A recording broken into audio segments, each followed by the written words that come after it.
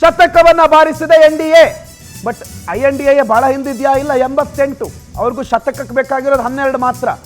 ಆದರೆ NDA 106 ಕ್ಷೇತ್ರಗಳು, 198ರಲ್ಲಿ 106 ಕ್ಷೇತ್ರಗಳ ಮುನ್ನಡೆಯನ್ನ NDA ಮೈತ್ರಿಕೂಟ, ಶಿವಸೇನೆ ಶಿಂಧೆ ಬಣ, NCP ಅಜಿತ್ ಪವಾರ್ ಬಣ ಮತ್ತು ಬಿಜೆಪಿಯ ಬಣ ಎಲ್ಲ ಸೇರಿ 106 ಕ್ರಾಸ್ ಮಾಡಿದ್ದಾರೆ.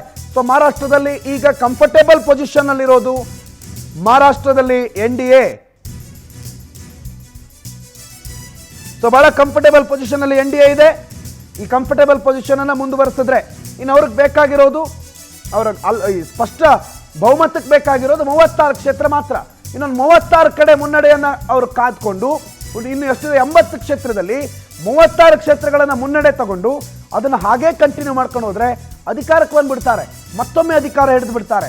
ಆ ಲಕ್ಷಣಗಳು ಗೋಚರ ಆಗಿದೆ. ಇನ್ನಿಲ್ಲಿ ಜಾರ್ಖಂಡ್ ನೋಡಿ, ಜಾರ್ಖಂಡ್ ಅಲ್ಲಿ ಈಗಾಗಲೇ ಮ್ಯಾಜಿಕ್ ನಂಬರ್ ಅನ್ನ NDA ಕ್ರಾಸ್ ಮಾಡಿಬಿಟ್ಟಿದೆ. 43 ಮ್ಯಾಜಿಕ್ ನಂಬರ್ ಅನ್ನ NDA ಕ್ರಾಸ್ ಮಾಡಿದೆ ಜಾರ್ಖಂಡ್ ನಲ್ಲಿ. ಮಹಾರಾಷ್ಟ್ರದಲ್ಲಿ ಶತಕ ಕ್ರಾಸ್ ಆಗಿದೆ, ಮಹಾಯುತಿ ಮೈತ್ರಿಕೂಟದ ಶತಕ ಆಗಿದೆ 106, 88, ಇಂಡಿ ಒಕ್ಕೂಟ 88, INDA 88, NDA 106 ಕ್ಷೇತ್ರಗಳ ಮುನ್ನಡೆಯನ್ನ ಕಂಡಿದೆ. ಶತಕ ಮಹಾರಾಷ್ಟ್ರದಲ್ಲಿ ಏನಾಗುತ್ತೆ? ಯಾಕೆ ಅಂತಂದ್ರೆ ದೊಡ್ಡ ರಾಜ್ಯ, ಮುಂಬೈ ಕಾರಣದಿಂದ ರಾಜಕೀಯ ಪಕ್ಷಗಳಿಗೆ ಅದೊಂದು ದೊಡ್ಡ ದುಡ್ಡು ಹುಡ್ಕೊಂಬರೋ ರಾಜ್ಯ ಅದು. ಮಹಾರಾಷ್ಟ್ರ ಒಂದು ವೇಳೆ ನಮ್ಮ ಕೈಯಲ್ಲಿದ್ರೆ ಆರಾಮಾಗಿ 3 ರಿಂದ 4 ಚುನಾವಣಾ ರಾಜ್ಯಗಳ ಖರ್ಚನ್ನು ನೋಡ್ಕೋಬಹುದು ಅನ್ನೋದು ರಾಜಕೀಯ ಪಕ್ಷಗಳ ಲೆಕ್ಕಾಚಾರ. ಸೊ ಮಹಾರಾಷ್ಟ್ರ ಗೆಲುವು ಎಲ್ಲರಿಗೂ ಬೇಕು, ಮಹಾರಾಷ್ಟ್ರ ಗೆಲುವು ಎಲ್ಲರಿಗೂ ಬೇಕು, ಮೋದಿಗೂ ಬೇಕು, ರಾಹುಲ್ ಗಾಂಧಿಗೂ ಬೇಕು. ಬರೀ ಮುಂಬೈ ಮಹಾನಗರ ಪಾಲಿಕೆ ಎಲೆಕ್ಷನ್ ಅಂತಂದಾಗ ಶಿವಸೇನೆ 30 ವರ್ಷಗಳಿಂದ ಅತ್ಯಂತ ಪ್ರಾಮಾಣಿಕ ಪಕ್ಷ ಅಂತಿದೆ ಮುಂಬೈನ ಮಹಾನಗರ ಪಾಲಿಕೆ ವಿಚಾರಕ್ಕೆ ಬಂದಾಗ.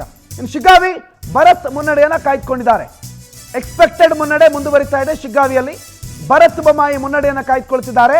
ಶಿಗ್ಗಾವಿಯ ಬಿಜೆಪಿ ಅಭ್ಯರ್ಥಿ ಬಸವರಾಜ ಬೊಮ್ಮಾಯಿ ಅವರ ಪುತ್ರ. ಅವರು CM ಆಗಿ ರಾಜ್ಯವನ್ನ ಮುನ್ನಡೆಸಿದವರಾಗಿ ಮಗನನ್ನು ಗೆಲ್ಲಿಸ್ಕೊಂಡು ಬಂದಿಲ್ಲ ಅಂತಂದ್ರೆ ಕಷ್ಟ. ಬಟ್ ಲಾಸ್ಟ್ ಮೂಮೆಂಟ್ವರೆಗೂ ನಾನು ಮಗನಿಲ್ಲಲ್ಲ ಅಂದಿದ್ರು. ಬಟ್ ಈಗ ಮಗನನ್ನು ನಿಲ್ಲಿಸಿದ್ದಾರೆ. ಗೆಲ್ಲಿಸಿಕೊಂಡು ಬರುವಂತ ಜವಾಬ್ದಾರಿಯೂ ಕೂಡ ಅವರದ್ದಾಗಿದೆ. ಅದು ಗೆಲ್ಲಿಸ್ಕೊಂಡು ಬರ್ತಾರಾ ಇಲ್ವಾ, ಅದು ಬಹಳ ಪ್ರಮುಖವಾದ ಪ್ರಶ್ನೆ.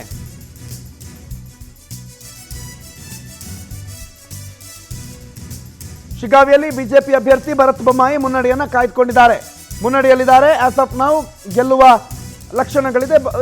ಯಾಸಿರ್ ಖಾನ್ ಪಠಾಣ್ ಏನು 1000 ಚಿಲ್ಲರೆ ಓಟ್ಸ್ ಅಷ್ಟೇ ಬಂದಿರೋದು ಅವ್ರಿಗೆ. ಸೊ ಈ 1000 ಚಿಲ್ಲರೆ ಅಂತಂದ್ರೆ ಭರತ್ ಬೊಮ್ಮಾಯಿ ಒಂದೊಳ್ಳೆ ಲೀಡಲ್ಲಿ ಕಂಫರ್ಟೇಬಲ್ ಸ್ಥಾನದಲ್ಲೇ ಇದ್ದಾರೆ, ಕಂಫರ್ಟೇಬಲಿ ಲೀಡಲ್ಲಿ ಕಂಟಿನ್ಯೂ ಆಗ್ತಿದ್ದಾರೆ. ಸೊ ಭರತ್ ಬೊಮ್ಮಾಯಿ ಅವರ ಸಮೀಕ್ಷೆಯ ಭವಿಷ್ಯ ಅಲ್ಲಿ ಯಶಸ್ವಿ ಆದರೂ ಆಗಬಹುದು, ಗೆದ್ದು ಬಿಡ್ತಾರೆ ಅಂತ ಹೇಳಿದ್ರು ಕೂಡ ತಪ್ಪಿಲ್ಲವೇನೋ. ಗೆಲ್ಲುವ ಸಾಧ್ಯತೆಗಳಂತೂ ಬಹಳ ದಟ್ಟವಾಗಿ ಪುಷ್ಕಳವಾಗಿ ಇದೆ ಸದ್ಯಕ್ಕೆ.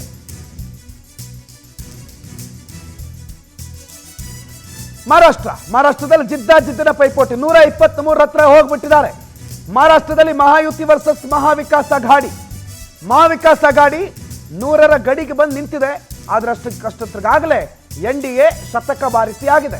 123 ಮುನ್ನಡೆ, 123 ಕ್ಷೇತ್ರಗಳಲ್ಲಿ ಮುನ್ನಡೆ NDA ಮೈತ್ರಿಕೂಟ. ಆದ್ರೆ ಇಂಡಿ ಮೈತ್ರಿಕೂಟ ಟಫ್ ಫೈಟ್ ಅನ್ನಂತೂ ಕೊಡ್ತಾ ಇದೆ.